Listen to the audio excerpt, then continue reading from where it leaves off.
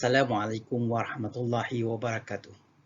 Bertemu lagi perbincangan kita berkaitan tentang pengurusan dalam Islam itu sendiri. Bab yang ketujuh yang bercakap tentang kaedah fiqh dalam pengurusan. Masih lagi kita mengikat bagaimana fiqh boleh membantu dalam kita membincangkan tentang pengurusan, sama ada pengurusan umum ataupun dalam pengurusan Islam itu sendiri. Okey, pertama kita akan bincangkan dari segi aspek pengertian. Kemudian yang kedua kita akan bincangkan tentang kepentingan kawaid fiqh ini. Kemudian yang ketiga nanti kita akan bincangkan 5 elemen yang terdapat dalam kawaid fiqh yang sebetulnya ada banyak sangat hingga dikatakan 49 cabang tentang kawaid fiqh, tapi kita hanya bincangkan 5 itu untuk kita yang akan datang nanti. Okey. Pertama kita nak bincang aspek pengertian. Okey. Kalau kita bercakap tentang kaedah ataupun kawaid, ia memberi maksud asas sesuatu dan asalnya, ataupun bagaimana kita bercakap tentang metodologi, bagaimana mekanisme untuk mencapai sesuatu perbincangan tersebut. Kalau konteks fiqh, kita akan bincangkan bagaimana mekanisme untuk menentu fahamkan tentang apa yang keperluan di dalam fiqh itu sendiri. Kemudian yang kedua, dari segi bahasa, fiqh itu apa maksudnya? Kita dah bincangkan sebelum ini. Ini saya nak perjelaskan kembali. Fiqh berasal daripada perkataan fiqh yang mana ia membawa maksud al-fahmu, al-idrak. Al-fahmu ataupun al-idrak, iaitu satu kefahaman. Sudah saya katakan ataupun saya sudah jelaskan sebelum ini, setiap orang faham dia berbeza di antara satu sama lain. Kenapa dia berbeza? Kadang-kala perbezaan tersebut kerana keilmuan itu sendiri. Yang kedua, mungkin kerana pengaruh lingkungan yang membezakan, situasinya yang membezakan. Contohnya di barat dan juga di timur. Barangkali kefahaman di antara satu sama lain berbeza. Maka kalau kita gabungkan makna kaedah fiqh ataupun yang disebutkan sebagai kawaid fiqh, dari segi istilah ditarifkan sebagai asas-asas ataupun prinsip-prinsip yang bersifat menyeluruh, keseluruhan dalam bentuk nas-nas dan teks-teks perundangan yang ringkas yang merangkumi hukum-hukum yang disyariatkan secara umum mengenai atau tentang perkara-perkara yang tergolong di dalam lingkungannya. Nak faham lebih mudah, iaitu bagaimana cara ataupun metodologi untuk kita memahami sesuatu hukum supaya penjelasan ia cukup jelas berdasarkan prinsip ataupun kaedah yang dibincangkan, iaitu pelbagai masalah barangkali kita boleh rangkumkan dalam hal yang sama dan kita menjurus kepada keputusan yang sama.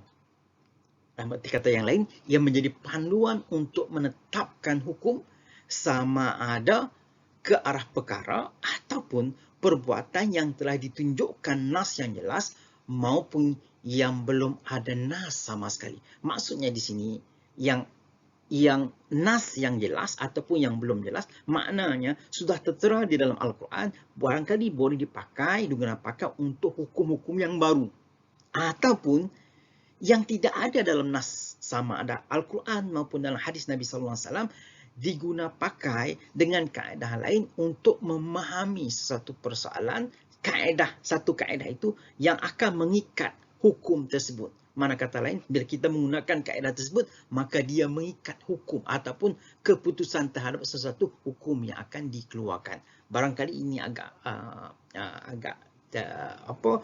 terlalu complicated, tetapi insya-Allah kita akan perjelaskan satu persatu bila kita membincangkan hal ini nanti. Okey. Kemudian yang seterusnya kita bercakap tentang terdapat dua kaedah induk. Sebenarnya dalam kaedah fiqh ini bercakap dua hal benda yang prinsip. Apa prinsip dia? Iaitu pertama, menolak segala yang merosakkan. Ini kita faham, menolak segala yang merosakkan. Maknanya apa saja yang merosakkan, sama ada dia halalkah, haramkah, makruhkah, atau apa saja yang merosakkan, dia ditolak. Apatali kalau kita bercakap tentang halal. Contohnya daging lembu yang dah disembelih sekalipun.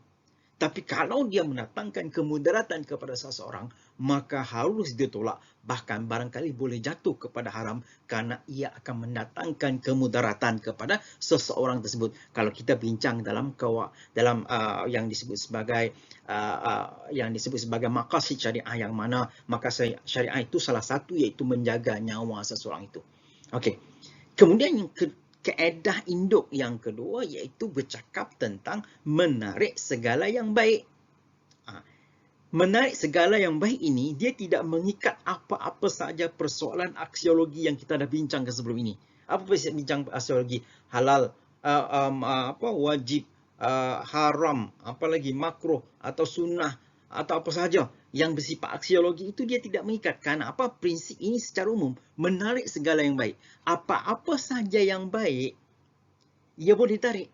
Meskipun pada komposisinya dia adalah haram pada satu zat hukum yang awalnya. Contohnya babi. Zat hukum awalnya adalah haram. Tapi tatkala melibatkan persoalan tentang nyawa dan sebagainya, maka ia boleh menjadi satu diberi kelonggaran ataupun rukhsah untuk memanfaatkan dari unsur-unsur yang dikatakan babi. Jadi jangan salah faham.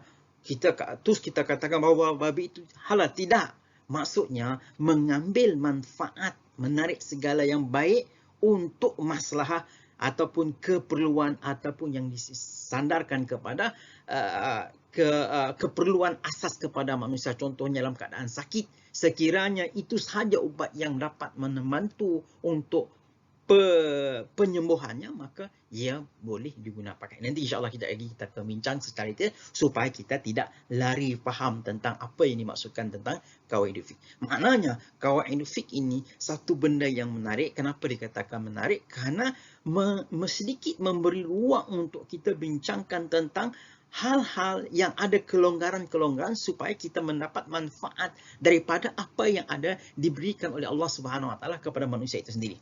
Okey, kemudian kita bincangkan tentang kepentingannya. Okey, apa kepentingan qawaid fiqh ini? Okey, pertama, menyatukan permasalahan dan menyederhanakan fiqh Islam kerana banyak persoalan furuk yang biasanya dikumpulkan dalam satu kaedah saja. Okey, kalau kita bincangkan persoalan-persoalan hukum, banyak persoalan-persoalan ini, masalah-masalah ini ada kesamaannya. Maka ia akan diikat menggunakan kaedah yang sama untuk menyelesaikan masalah tersebut. Contoh, okey, kalau kita bercakap tentang khamar, khamar itu arak maksudnya, mabuk. Okey, hal-hal yang persoalan yang berkaitan tentang apa sahaja masalah berkaitan tentang mabuk, kita boleh kaitkan dengan khamar ini. Contohnya, penyalahgunaan dadah. Penyalahgunaan dadah kita boleh kaitkan dengan juga yang dikatakan memabukkan, mengkhayalkan. Maka hukumnya juga mengikat kepada persoalan tentang khamar itu sendiri. Iaitu hukumnya adalah haram kalau kita menyalahgunakan dadah itu sendiri. Maknanya kita dapat menyatukan beberapa persoalan dan menyederhanakan. Jadi kita dapat memudahkan supaya tidak semuanya hukum kita bincang satu persatu sehingga kita memeningkan kepada kita. Kita melihat dari segi aspek ilahnya, sebabnya. Dan kita melihat akibatnya apa. Hukum yang disebut sebagai hukum kausaliti itu sendiri.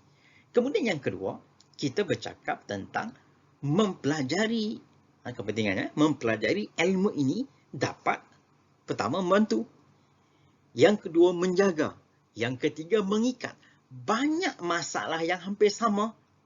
Semua yang saya katakan tadi, masalah-masalah ini A, B, C, masalah A, B, C, D, E ini dapat dijadikan satu set persoalan yang sama, permasalahan yang sama, sebab yang sama, akibat yang sama, kita letakkan pada kaedah yang sama.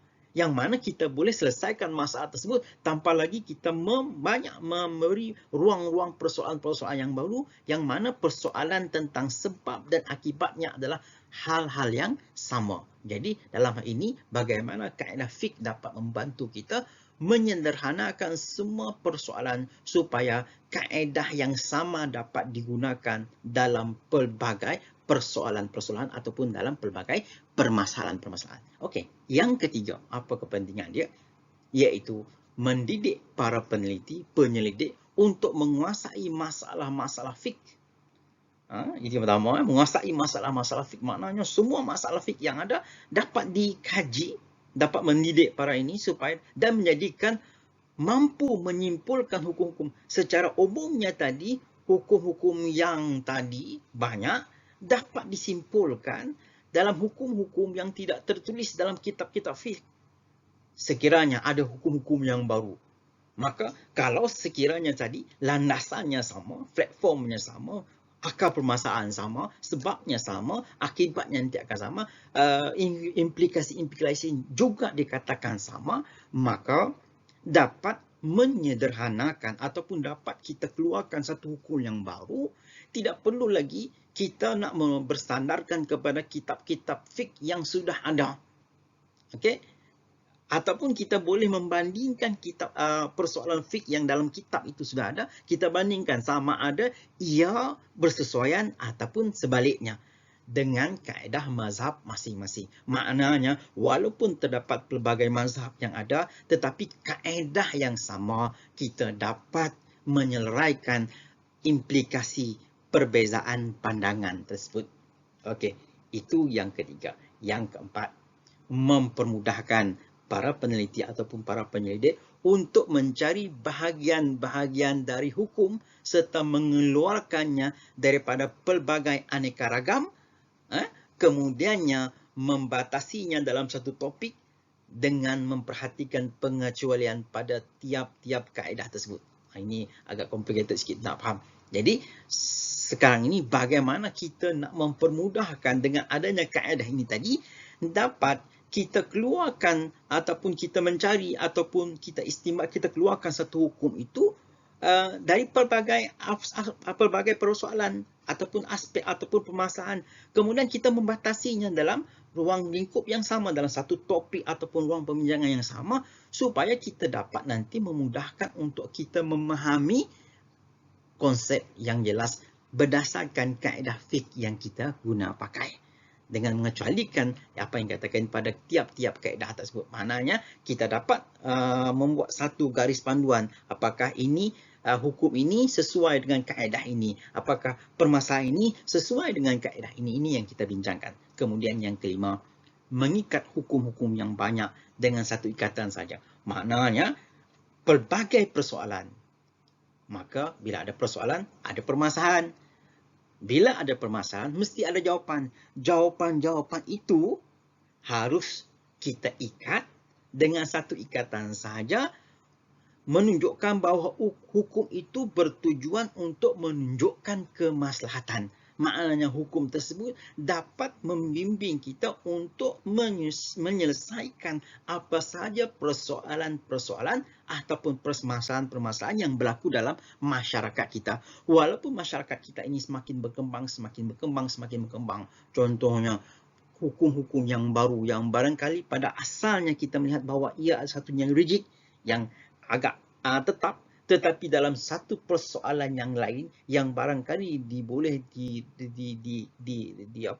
dimudahkan dalam bentuk keadaan kaedah fiqh ini, dapat melonggarkan sedikit untuk mencapai tujuan sesuatu hukum yang baru tersebut, agar kita tidak menafikan hak yang tetap itu tadi.